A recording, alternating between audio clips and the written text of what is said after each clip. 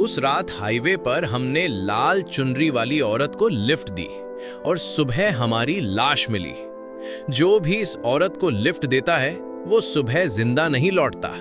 लाल चुनरी वाली आत्मा जिस्म से मोहब्बत करती है लेकिन रूह छीन लेती है।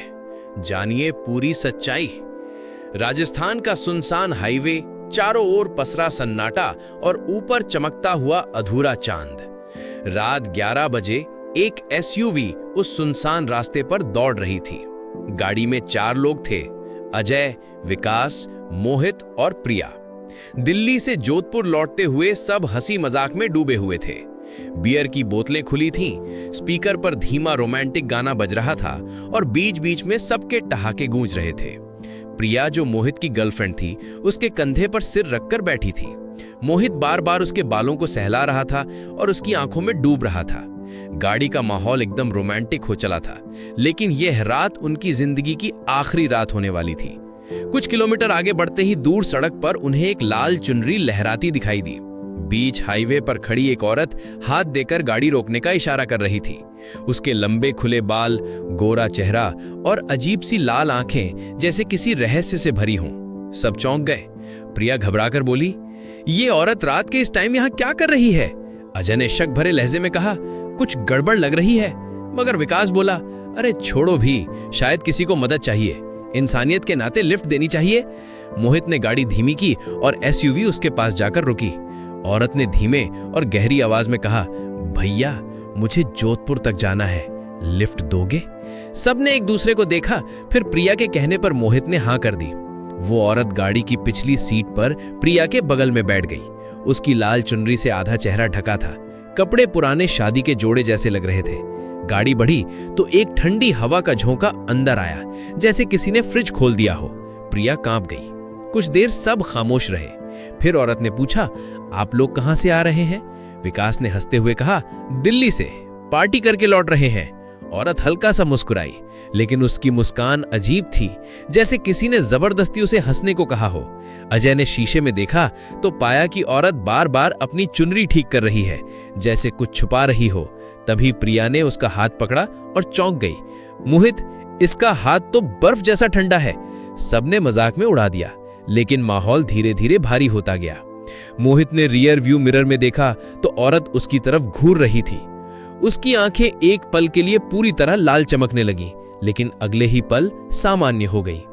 कुछ किलोमीटर बाद गाड़ी रुकी क्योंकि सबको टॉयलेट जाना था। तीनों लड़के और प्रिया बाहर निकले।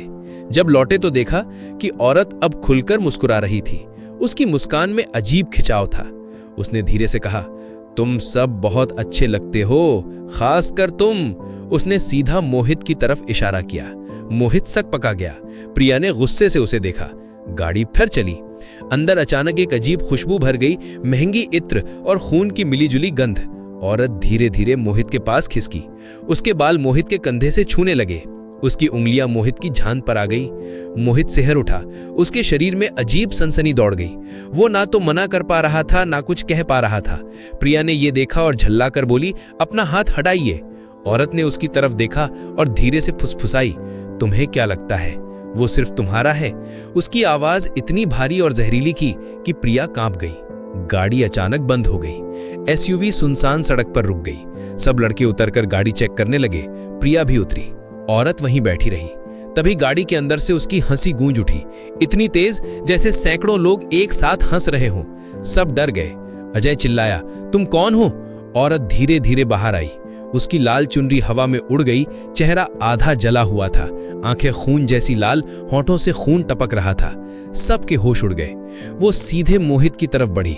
उसकी आंखों में अजीब चाहत थी, जैसे वो सिर्फ उसी को चाहती हो। उसने मोहित को पकड़ लिया और अपने होंठों पर अपने होंठ रख दिए। ये चुंबन मोहब्बत का नहीं, बल्कि मौत का था। मोहित तड़पने लगा।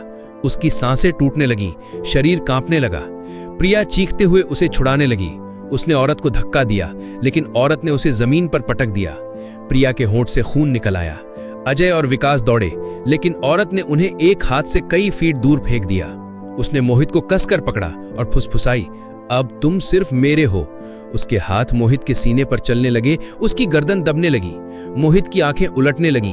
औरत का जिस्म उसके जिस्म से ऐसे चिपक गया जैसे वो उसे निगल रही हो। मोहित की चीखें रुक गईं। प्रिया पागल होकर उठी और एसयूवी से हनुमान चालीसा वाला लॉकेट खींच लाई। उसने पूरी ताकत से उसे औरत के चेहरे पर दे मारा। औरत दर्द से चीख उठी। उसकी चुनरी में आग लग गई। पूरा शरीर राख बनकर बिखर गया। मोहित जमीन पर गिर पड़ा, निढाल और अधमरा। उसकी सांसें टूट फूट रही थीं, होठों पर अब भी खून और औरत की परछाई थी। अजय और विकास खून से लथपथ पड़े थे। प्रिया रोती हुई मोहित को थामे रही। सुबह पुलिस आई तो एसयूवी में चारों की लाशें मिली, लेकिन सबके चेहरों पर अजीब मुस्कान थी और सबके गले में लाल चुनरी का धागा बंधा था। कहते हैं उस हाईवे पर आज भी लाल चुनरी वाली औरत दिखाई देती है। जो भी उसे लिफ्ट देता है, सुबह उसकी लाश मिलती है और उसके होंठों पर हमेशा वही खून से सना चुंबन होता है। इस कहानी से हमें यह सीखने को मिलता है कि रात के सुनसान रास्तों पर अजनबियों को लिफ्ट देना कभी कभी जानलेवा साबित हो सकता है। इंसानियत और मदद का भाव अच्छा है, लेकिन समझदारी और सावधानी भी जरूरी है। धन्यवाद।